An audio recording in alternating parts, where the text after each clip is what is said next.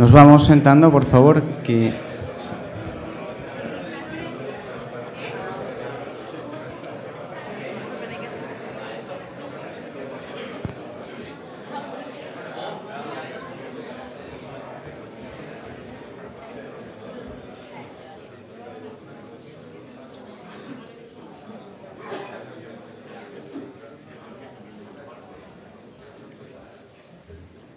Bueno,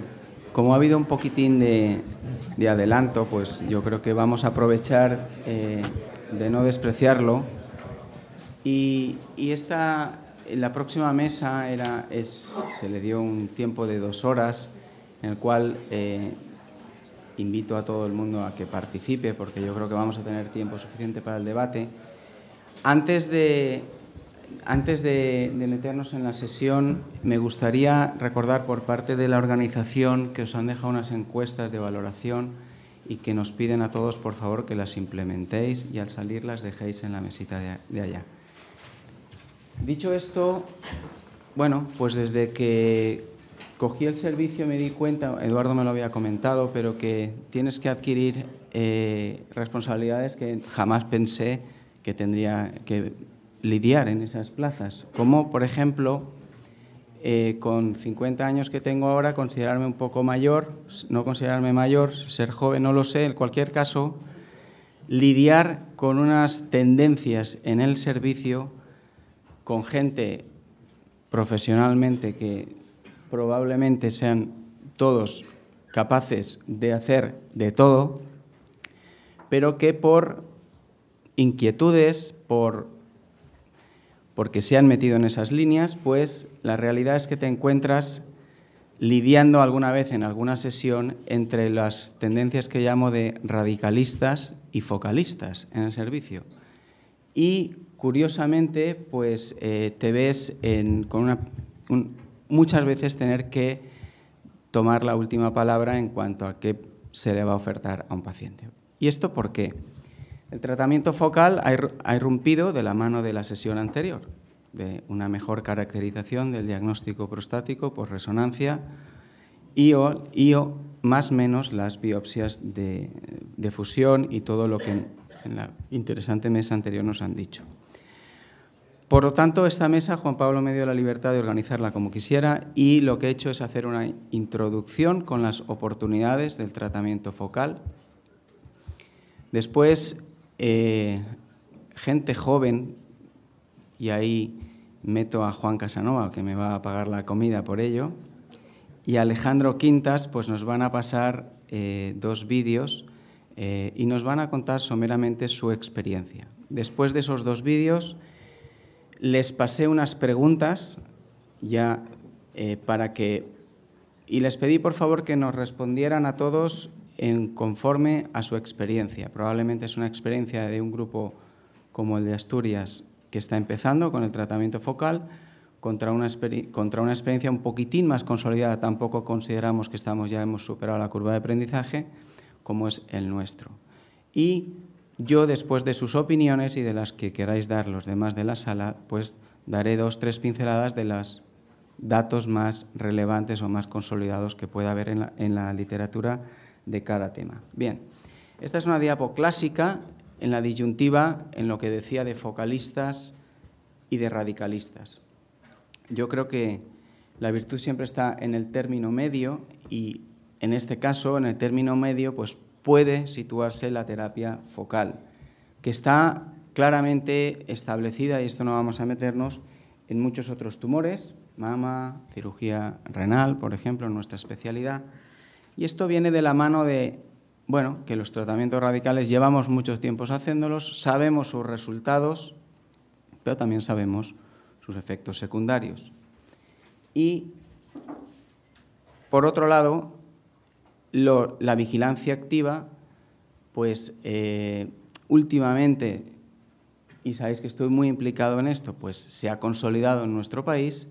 Yo creo que se ha consolidado, ahora lo podemos decir claramente, hace unos años no, aunque hay centros como los mohicanos que se resisten, ¿vale?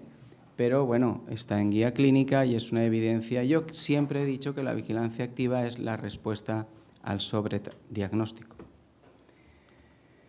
Pero, evidentemente, este es un estudio muy reciente de uno de los grupos pivotales del tratamiento focal, como es Montsouris, un grupo muy conocido con nosotros. Aquí ha estado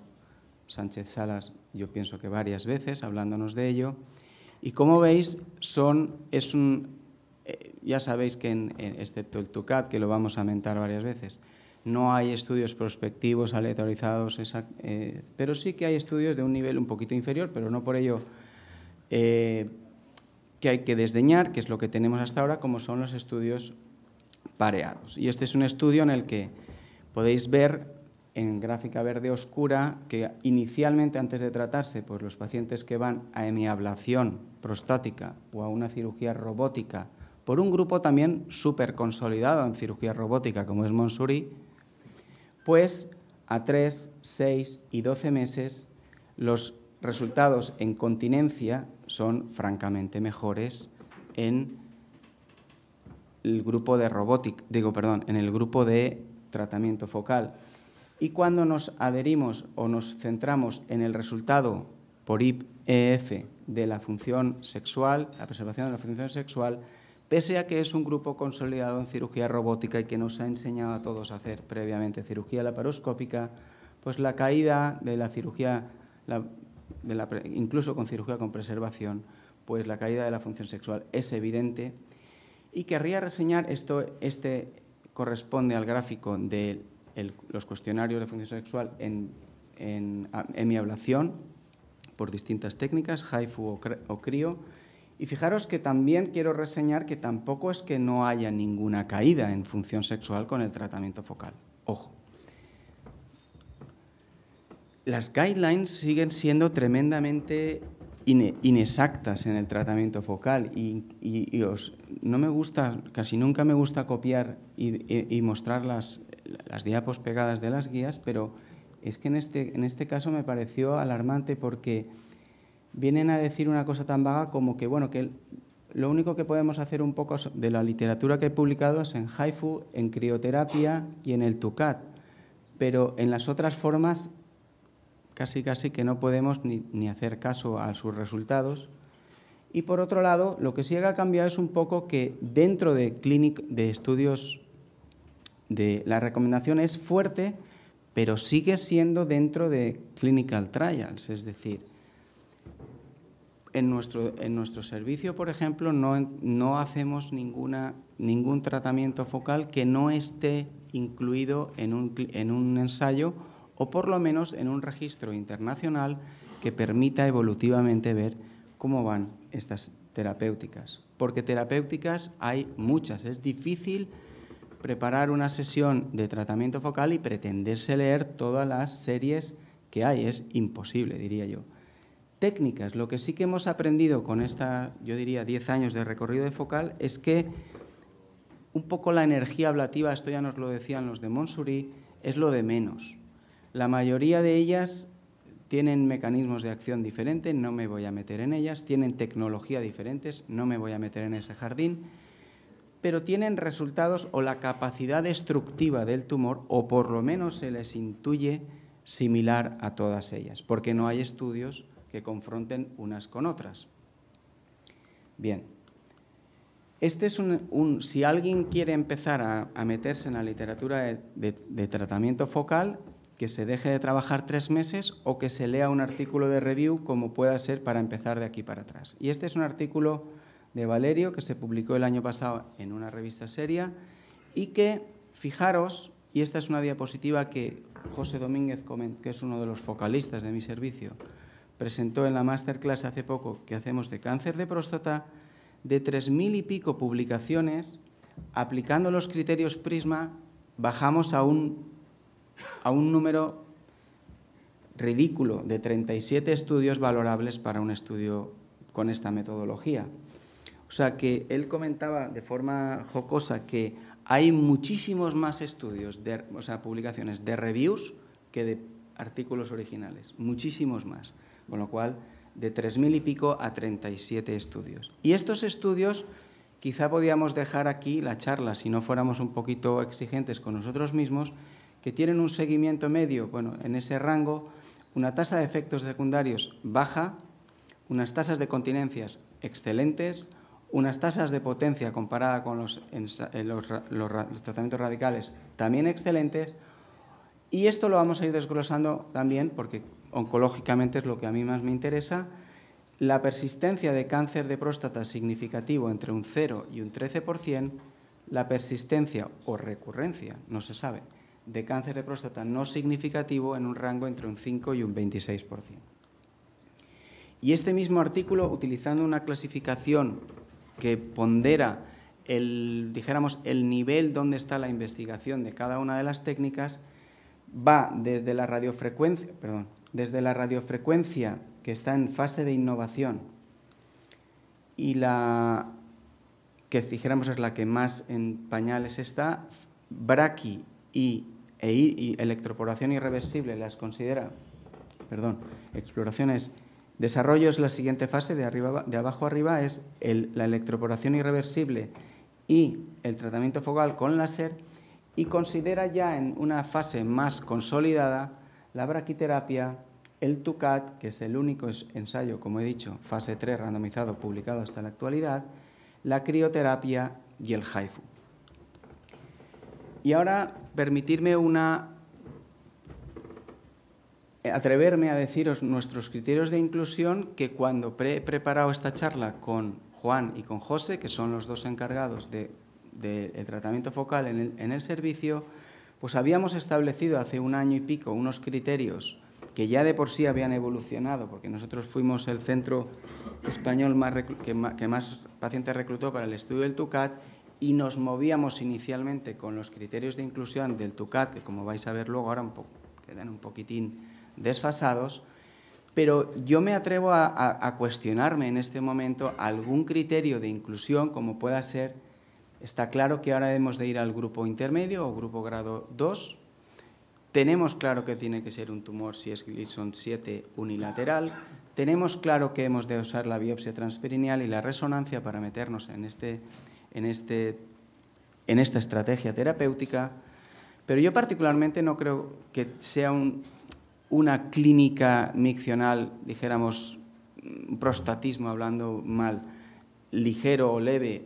una contraindicación a un tratamiento focal, por lo que vamos a ir viendo, ni mucho menos la edad, ni mucho menos, como nos planteábamos al principio, y esto viene del tratamiento radical de las próstatas con crioterapia o con ablación, de que tengan que ser próstatas de menos de 60 centímetros. Probablemente nosotros tendremos que revisar estos criterios. Estos son nuestros resultados en un ensayo que estamos participando, que también somos los máximos reclutadores a nivel europeo ahora, de electroporación irreversible, y que, como veis, pues, y luego vais a ver de dónde vienen estos pacientes, pues ya se meten Gleason 3+4, e incluso en este protocolo, de forma puntual, acepta algún 4+3, con una mediana de longitud de aceptación en el cilindro, pues más de los que se aceptan para, por ejemplo, vigilancia activa, y que también en número de cilindros afectos, pues la distribución es mucho mayor. Es decir, estos criterios van, como lo que ha pasado con vigilancia activa, los criterios van evolucionando al mismo tiempo que la propia experiencia de los grupos pues va dictando. Entonces, ¿de dónde vienen nuestros pacientes que van a tratamiento focal? Pues vienen de un protocolo muy bien establecido de vigilancia activa, en el que determinados pacientes progresan, como todos sabéis, y que cumplen esos criterios, o bien o incluso algún paciente que cumple criterios de vigilancia activa, pero que necesita tratamiento activo para estar tranquilo consigo mismo y vivir feliz.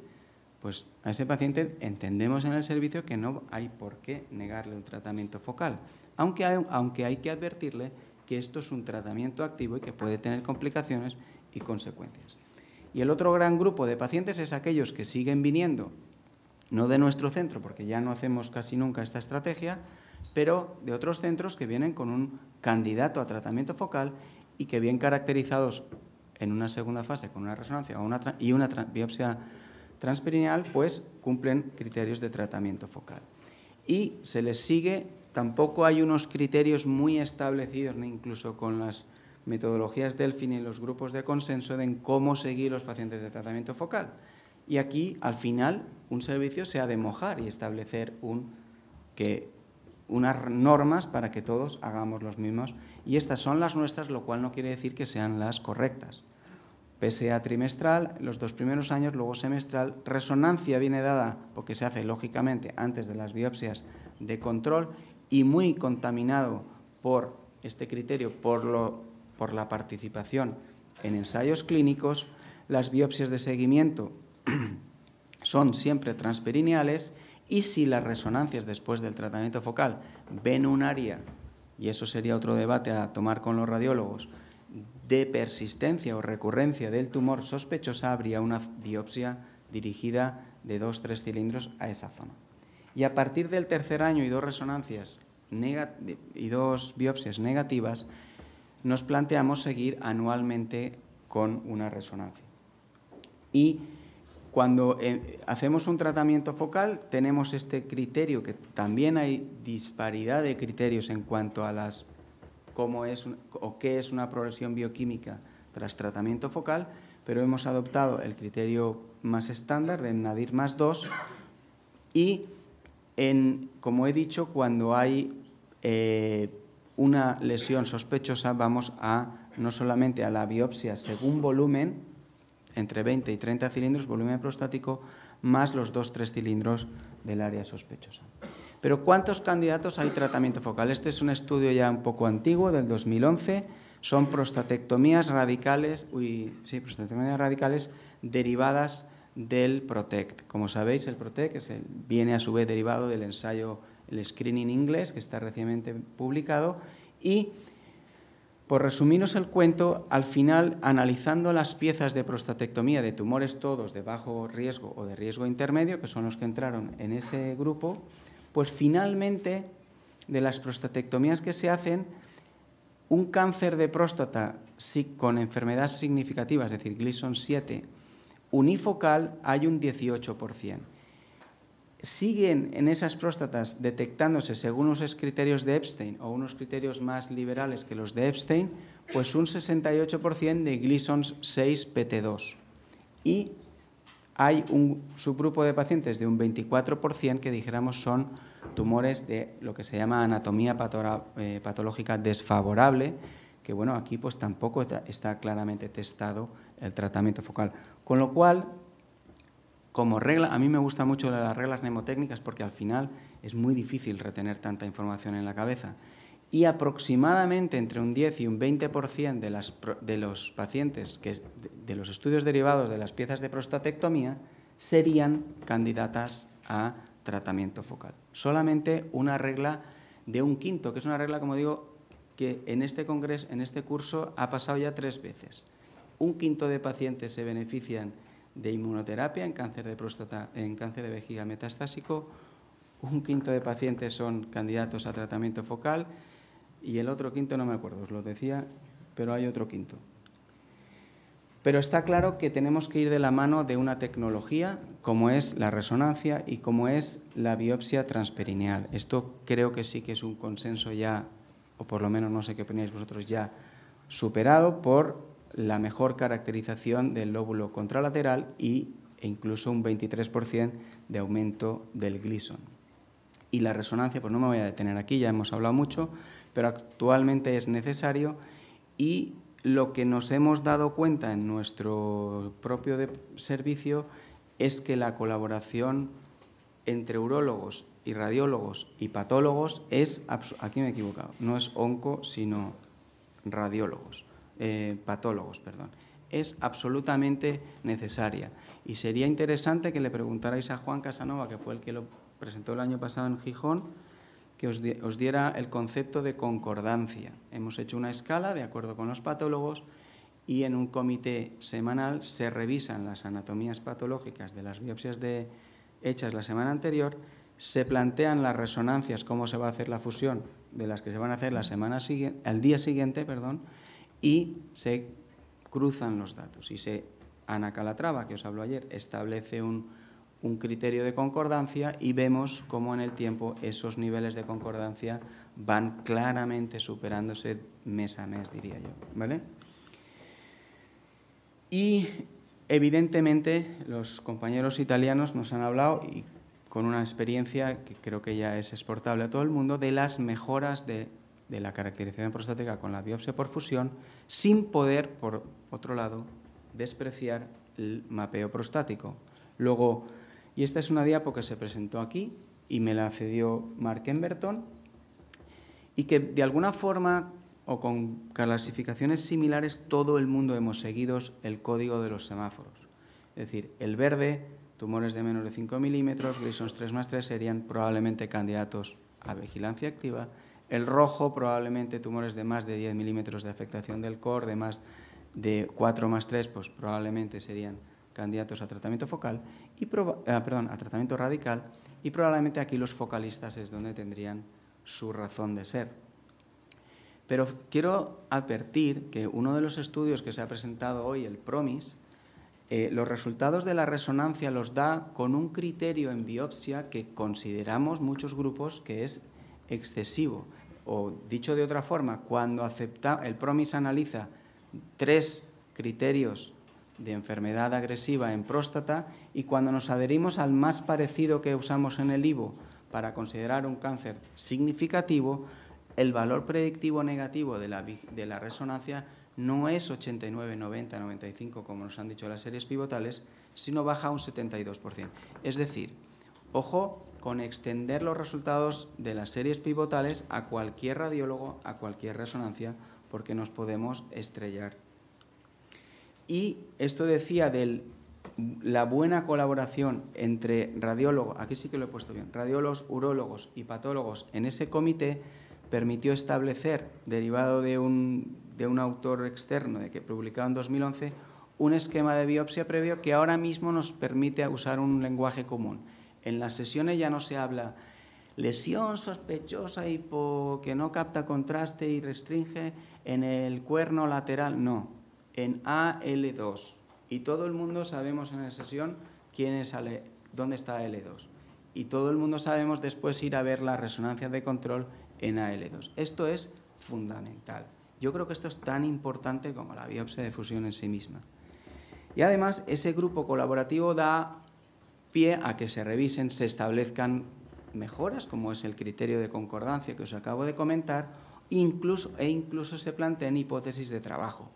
derivadas de otros especialistas, como son los dermatólogos. Está Juan, sería más correcto decir Juan, ahora en los albures de intentar analizar en quirófano con la microscopía fluorescente confocal,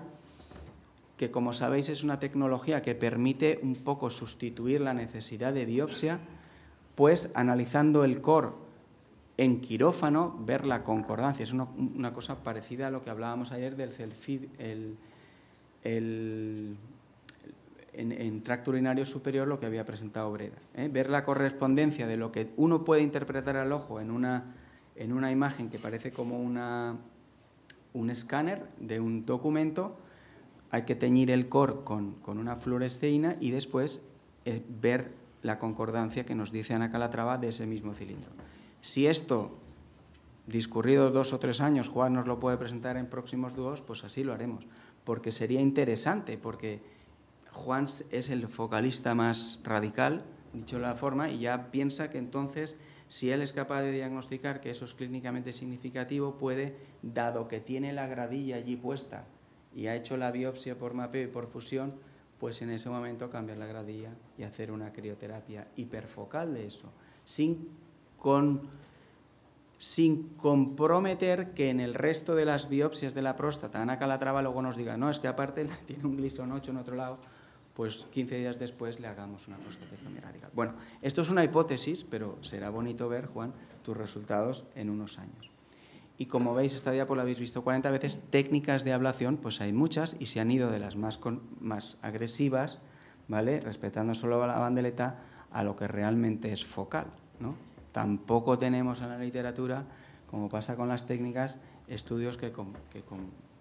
aunque el IRE, el estudio que estamos ahora, sí que comprara hemiablación con tratamiento focal. Y bueno, pues era uno de los primeros estudios.